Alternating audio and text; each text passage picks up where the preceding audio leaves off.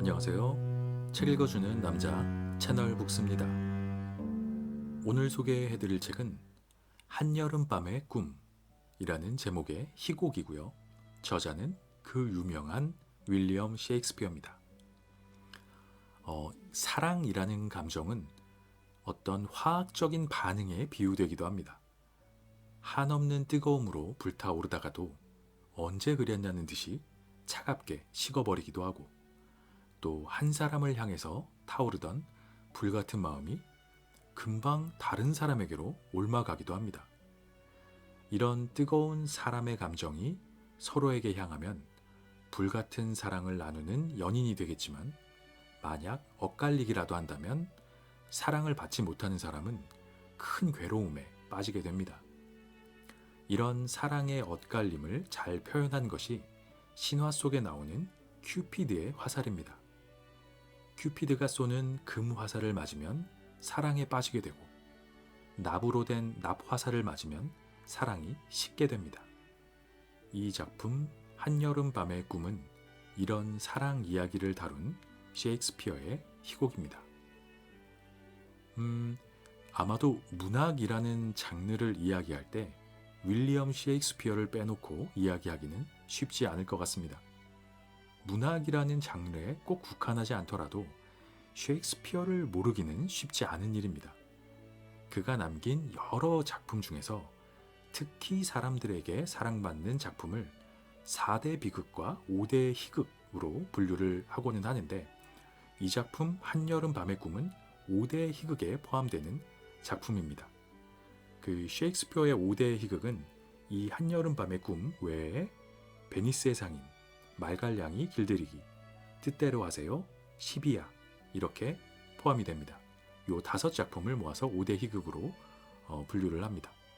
참고로 셰익스피어의 그럼 4대 비극이라고 하면 햄릿, 오셀로, 리어왕, 맥베스 이런 작품들인데, 의외로 로미오와 줄리엣은 포함이 되지 않습니다. 보통 셰익스피어의 로미오와 줄리엣을 대표적인 비극이라고 생각하는 경우가 많은데, 의외로 4대 비극에는 포함이 되지 않습니다. 왜냐하면 로미오와 줄리엣이 전통적인 비극적 요소가 가져야 할 그런 그 기준을 충족하지 못했다라고 이야기하는 건데, 전통적인 비극적 요소인 운명적인 요소에 의한 비극, 아니면 내적 갈등으로 인한 비극, 이런 게 아니라 오해에 의해서 뭔가 상황이 꼬인 거기 때문에 이거는 비극은 아니다. 그래서 비극으로 분류되지 않는다. 이런 이야기입니다. 사랑하는 두 연인이 오해로 인해 죽음을 맞이한다는 결말이 일반적으로 생각하기에는 우리 입장에서는 당연히 비극이라고 생각되기는 하는데, 하지만 당시의 기준으로는 두 사람이 부모의 반대에도 불구하고 몰래 만나서 연애를 하다가 우연한 오해로 죽게 되고 결국 두 가문이 화해하게 되는 그런 결말은 오히려 희극적 요소에 가깝다, 이렇게 구분을 한다고 합니다. 현대적인 감성으로는 조금 와닿지 않는 부분인 것 같기도 하고요. 어찌됐건 오늘 소개해드리는 이 작품 한여름 밤의 꿈은 대표적인 셰익스피어의 희극 작품으로서 신화적 요소와 인간의 사랑이라는 요소를 뒤섞어서 한여름밤 청춘 남녀들의 우당탕탕 얽히고 설키는 그런 사랑 이야기를 그리고 있습니다. 결론적으로는 서로 맞는 상대를 찾아 결혼을 하는 결말이기 때문에 전형적인 해피엔딩 스토리다라고도 소개를 드릴 수 있습니다. 극 중에서 아주 짧은 부분을 발췌해서 한번 읽어봐 드리겠습니다. 테세우스, 아름다운 연인들이 운 좋게 만났구나. 이 얘기는 짐이 곧 더 들어볼 것이다. 이지우스, 성의 뜻을 따라 내가 꺾어야겠소. 이 두 쌍은 신전에서 짐과 함께 곧바로 영원히 맺어질 것이기 때문이요. 자, 아테네로 같이 가자. 셋에 셋을 더하여 우리는 커다란 축하연을 열게 될 것이다. 갑시다, 히폴리타. 네, 끝부분입니다. 다 이야기가 끝나고 잘 됐네 이렇게 이야기하는 그런 부분을 발췌해서 읽어봐 드렸습니다. 이 이야기에는 4명의 청춘 남녀가 등장을 하는데 허미아와 그를 사랑하는 남자 라이센더, 그리고 허미아의 아버지가 사윗감으로 점찍은 드미트리우스, 그리고 또 그 드미트리우스를 사랑하는 여인 헬레나가 있습니다. 이렇게 4청춘 남녀는 복잡한 이유로 자신이 사랑하는 사람과 결혼하지 못하는 꼬인 상황입니다. 그러다가 허미아와 라이센더가 요정들의 숲으로 도망치고 요정의 왕 오벨론, 요정 여왕 티타니아, 오벨론의 장난꾸러기 부하 퍽과 마주치면서 이야기는 더 꼬이게 됩니다. 여기서 큐피드의 화살처럼 눈에 즙을 내어 바르면 사랑에 빠지게 만드는 마법의 꽃이 등장하고, 그 과정에서 꽃즙을 잘못 바르는 바람에 허미아, 라이센더, 드미트리우스, 헬레나, 이 4사람의 사랑의 화살표가 엉망진창으로 꼬여버리게 됩니다. 이 과정이 재미있게 그려진 작품이 바로 이 한여름밤의 꿈이라는 작품이고요.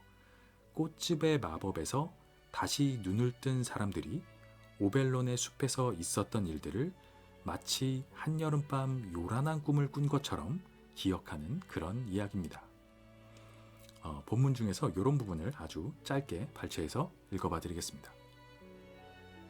그래서 다른 사람 깨어날 때 깨어나 다 함께 아테네로 돌아가고 이 밤의 일들은 심하게 뒤숭숭한 꿈으로만 생각토록.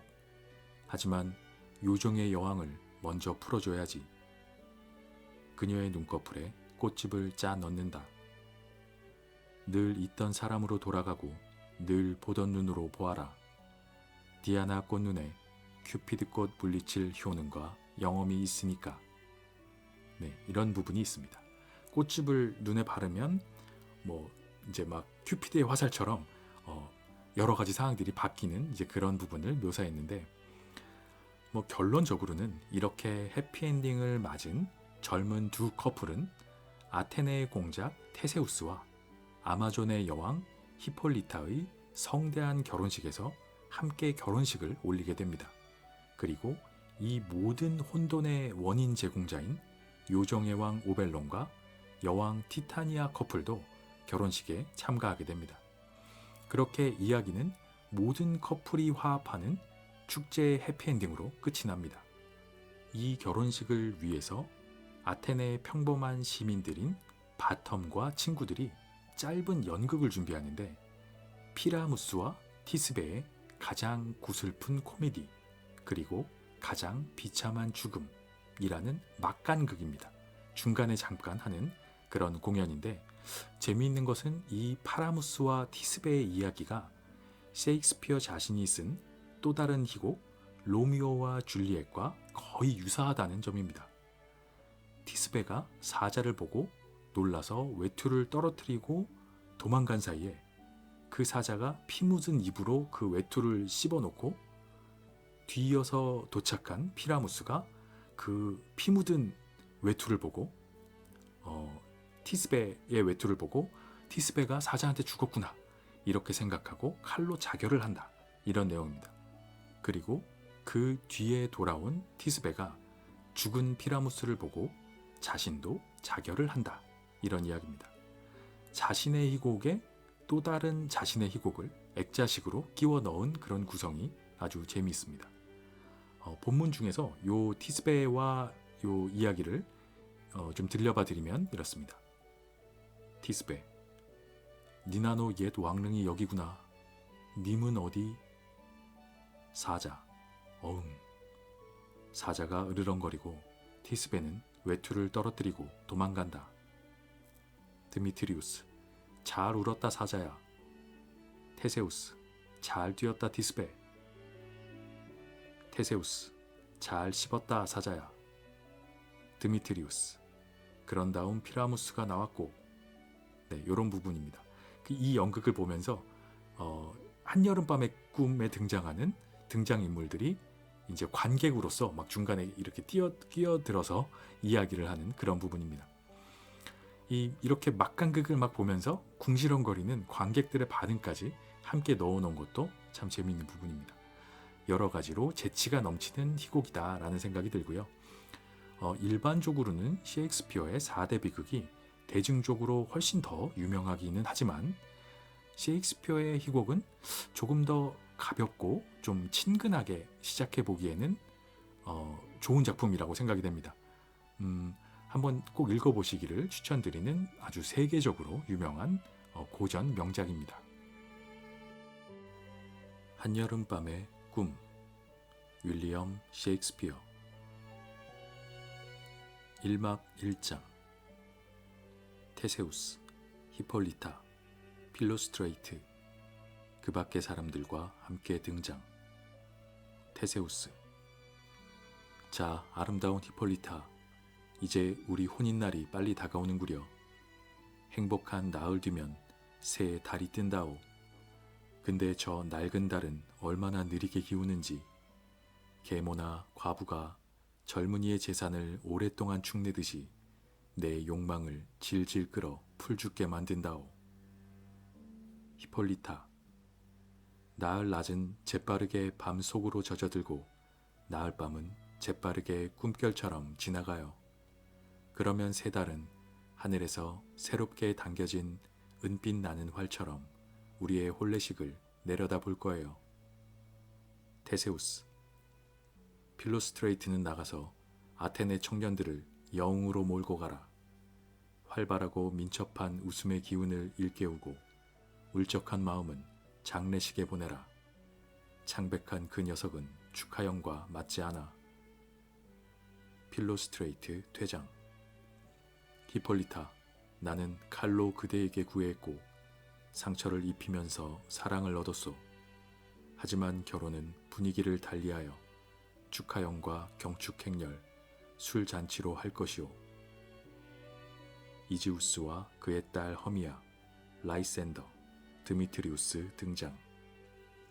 이지우스. 고명하신 테세우스 공장님, 행복을 빕니다. 테세우스. 고맙소 이지우스. 무슨 일로 이렇게. 이지우스. 우라통이 치밀어 불평하러 왔습니다. 제 자식, 제 딸아이 허미야 때문에요. 앞으로 나오게 드미트리우스. 제 주군이시여, 제가 결혼 승낙한 건 이 사람입니다. 앞으로 나와 라이센더. 그런데 공장님, 이자가 제 자식의 마음을 호렸지 뭡니까? 너 말이야 라이센더. 넌 얘에게 시를 주고 사랑의 정표도 서로 주고받았어. 엉큼한 목소리로 엉터리 사랑의 시구를 이의 창 밑에서 달밤에 노래하고 설익은 어린애를 강력하게 압도하는 네 머리털, 팔찌와 반지, 폐물, 놀이개, 장신구, 장난감, 꽃다발, 사탕과자 따위로 얘의 환상 훔쳐서 네 것으로 만들었어. 내 딸의 마음을 교활하게 슬쩍하고 당연히 나를 향한 이애의 복종심을 뻣뻣하고 거칠게 바꿔놨어. 그래서 공장님, 만약에 이애가 여기 이 어전에서 드미트리우스와의 결혼에 동의하지 않는다면 아테네의 옛 특권을 간청하겠나이다. 이애는 제 거니까 제 처분대로지요.